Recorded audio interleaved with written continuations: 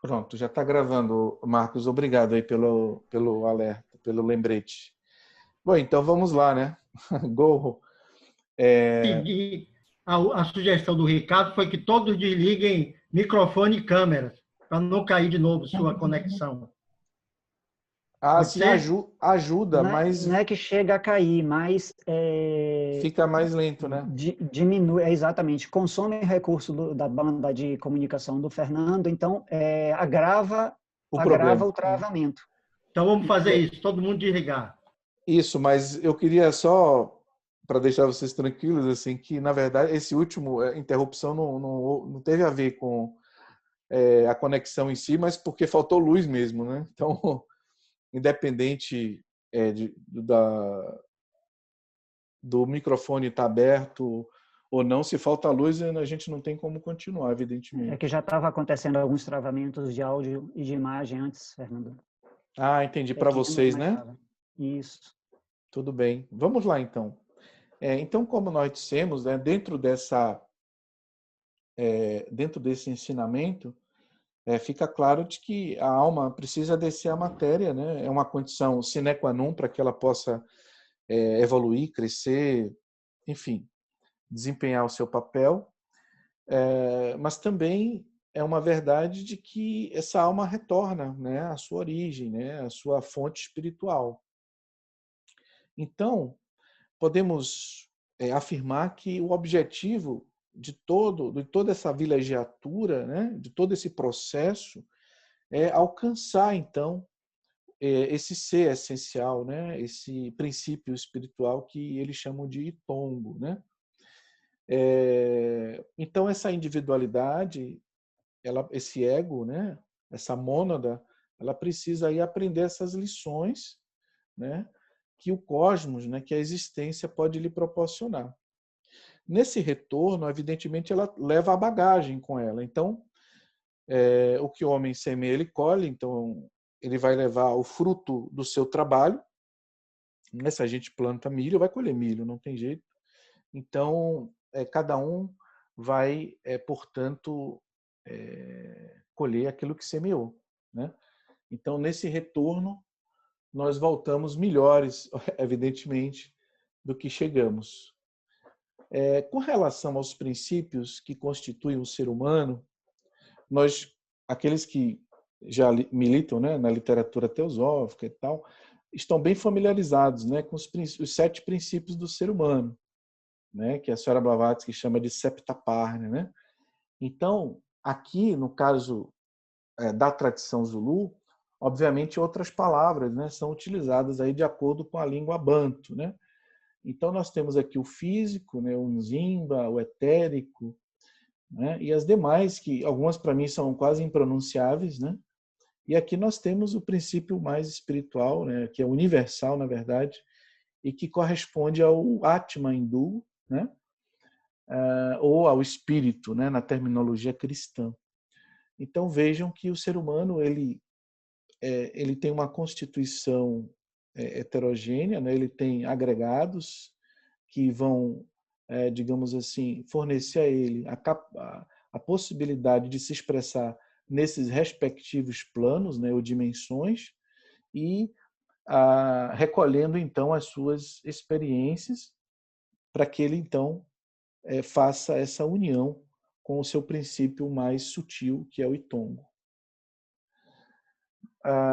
Então nós temos aí um raio ou centelha do Espírito Universal que vai penetrar, né, nos princípios inferiores, né, transfixando-os, né? É como se fosse um braço que se projeta, né, um pseudópodo, né, um falso pé, né, uma falsa projeção, que vai animar, então, essa matéria e dar sentido a ela. Né? Bom, existem algumas similaridades em relação, inclusive, à própria escrita, né, banto e egípcia. Né? Então, a gente tem, por exemplo, a palavra queimo, que é usada na literatura, ou melhor, na tradição Zulu, e que corresponderia ao Kamit egípcio, né? Então, essa palavra que corresponde, né, ao desenvolvimento espiritual, ela tem também a sua, digamos assim, similaridade, né, em relação à terminologia egípcia.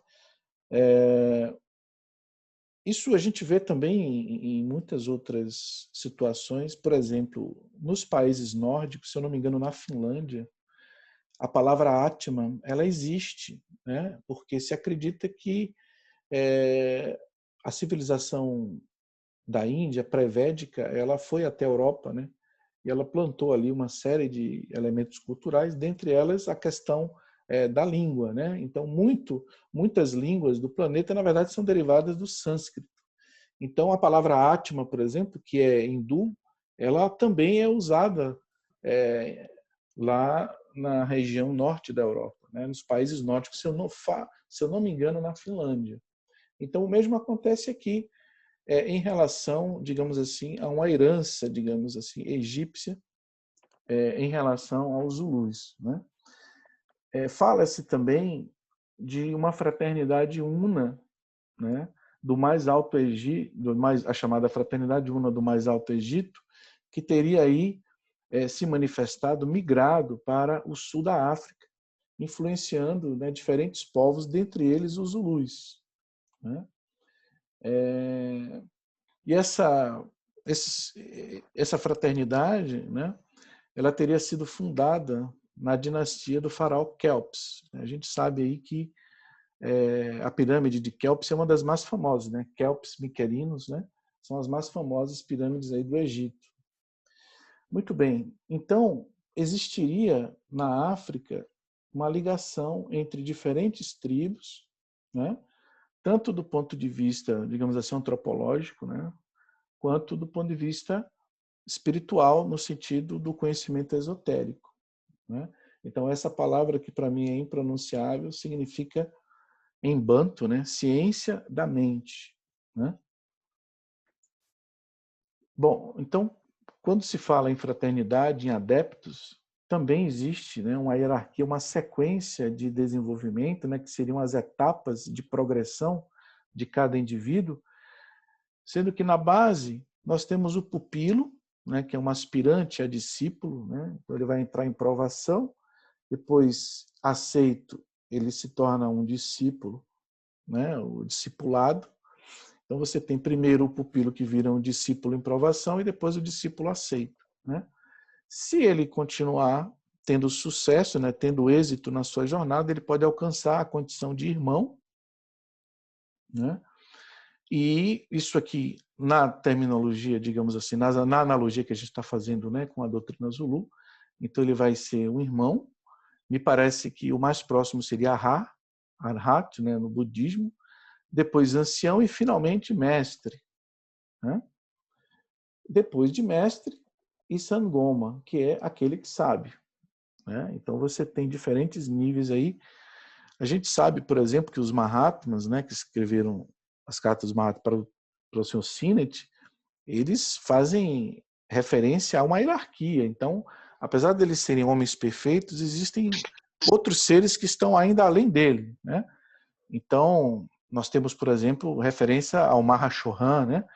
Então, os mestres têm também seus mestres, né? Então, é uma hierarquia que, na verdade, é infinita, né? Então, a condição de Sangoma, ela corresponde ao supremo desenvolvimento do que o homem pode aspirar, né?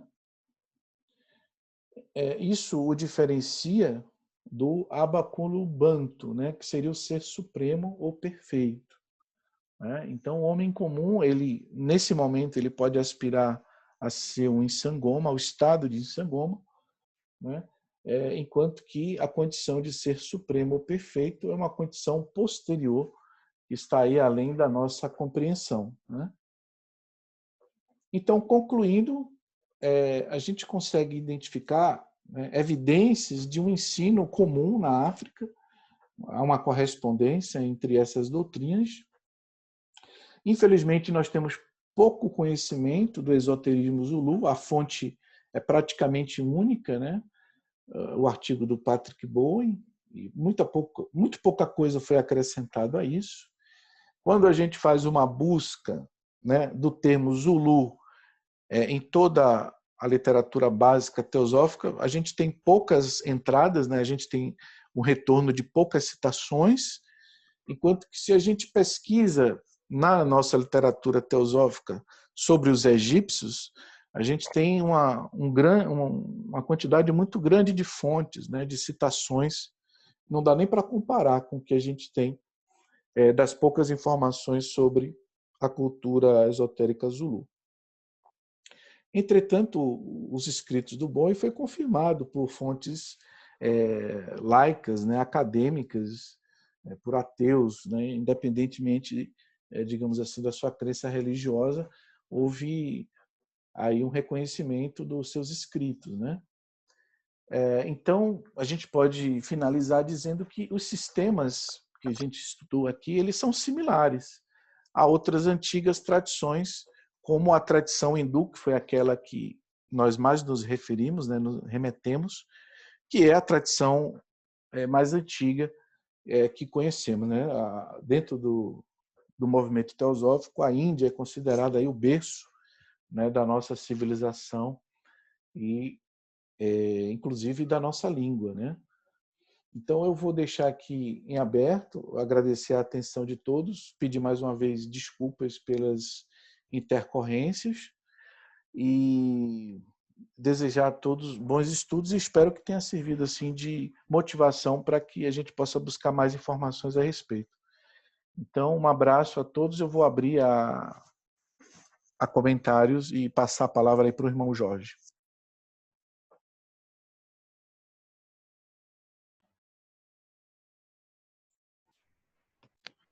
Está aberto aí para perguntas, comentários. Quem quiser.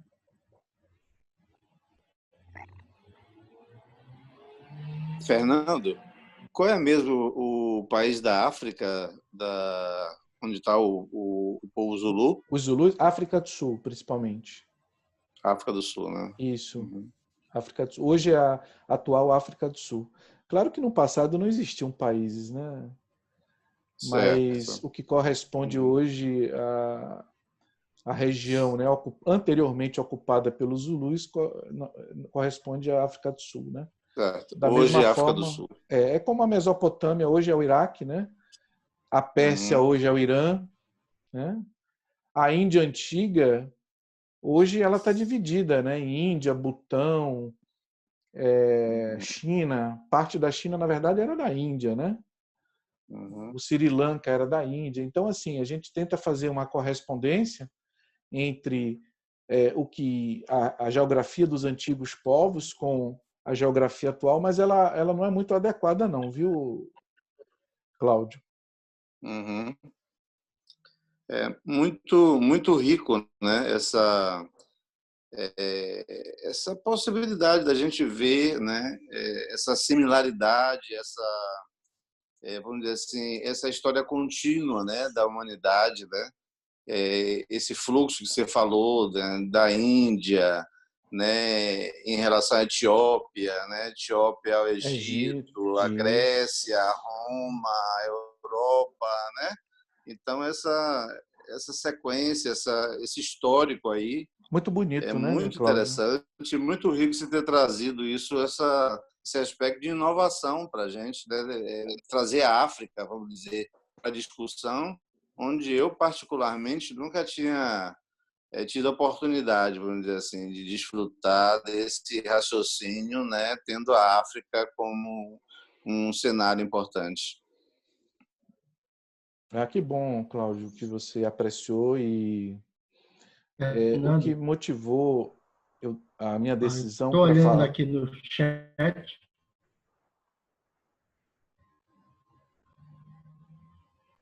Alô, não estou ouvindo mais.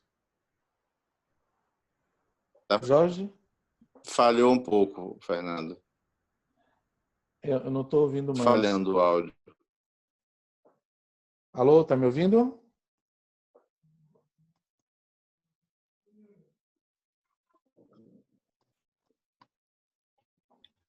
Oi. Fernando, né? Falhou um pouquinho, agora estamos. Pode falar, pode continuar. Você Pronto. falava da motivação, Fernando. Ah, pronto. Obrigado. Olá?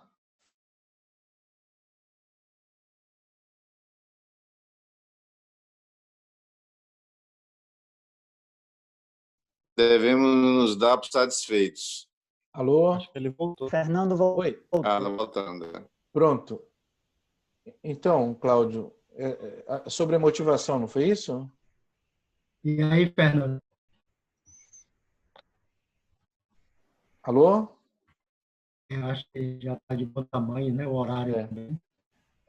Ô, Jorge.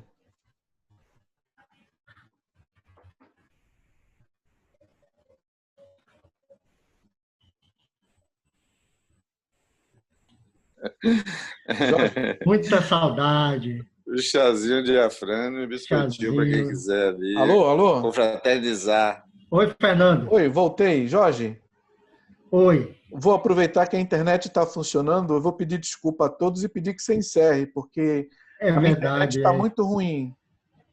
Cláudio estava lembrando do chazinho de afrânio. Eu agradeço a todos. Saudades, né? Ah, com Estamos com certeza. saudades. Mas então, Fernando, queremos lhe agradecer mais uma vez. Brilhante agradeço. apresentação e riquíssima. Mais uma vez, você deixou todos, né, com esse conhecimento aí que você sempre nos passa tão bem. Então, gratidão aí. E podemos encerrar, né?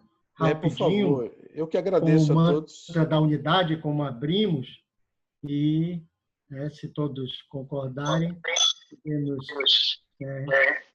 alguém quer falar?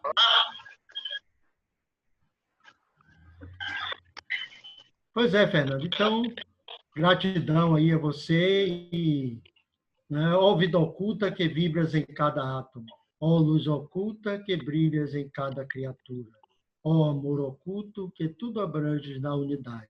Saiba todo aquele que se sente uno contigo, que ele é por isso mesmo uno com todos os outros. Amém. Obrigado, muita paz, né? E de hoje a 15, Marcos, é você, né? Isso. Obrigado, Fernando. Agradeço a Fernando nesse trabalho fantástico de pesquisa. Muito obrigado. Sim, daqui a 2 semanas temos possíveis apresentações do irmão Edivaldo e possivelmente da irmã Iranê também, no futuro. Ótimo. Quanto perdurar aí essa... Esse mês mesmo que vem? Não, Esse mês talvez agora? em agosto. Certo. Em agosto, depois da sua. Certo. E a próxima vai ser a sua mesmo. Pronto. Então, agradecendo a todos os presentes aí, irmãos daqui de Salvador, a Malvina também estava aí, todos os outros. Cristina Queridos Vale. irmãos, Cristina Vale, Cristina Raimundo, Isso, né, Jocélio, Aline Pedreira. Aline, todos, saudades, né? Mas temos essa oportunidade aí tão rica, né? E Nós a temos... Fernando aí nos proporcionando. Obrigado, Fernando. Eu que agradeço Disponibilizando ali e o seu peço Zoom, desculpas pelas as várias intercorrências que eu tive. Vocês conheceram apenas algumas, eu tive outras aqui durante a apresentação, mas ainda bem que vocês não perceberam.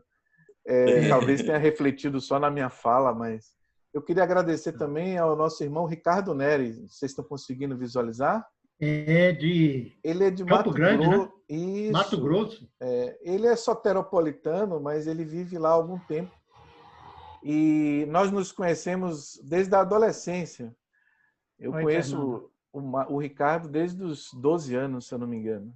É Campo Grande ou Cuiabá, Ricardo? Cuiabá. Cuiabá. Cuiabá. Cuiabá. Uhum. Então, Ricardo, muito Tinha obrigado alguém pela do sua Rio presença, também aí. viu? Um Gabriel. abraço, Fernando. Prazer. Igualmente, Ricardo. Bom fim de semana para todos. Para vocês Igualmente, também. Cláudio. Obrigado, hein? Obrigado aí, Fernando. Pode encerrar. Abraço. Vou encerrar. Saudações. Saudações. Um abraço. Até o dia irmão. 1º. Parabéns, Um irmão. abraço, Um abraço. Gabriel. Um abraço. Obrigado, Tá bom. Fernando. Foi muito bom. Obrigado, Aí, Aline. Aline. Parabéns, Fernando. Muito, muito bom o seu trabalho. Obrigado, Ricardo. Um abraço. Um abração. Um abraço.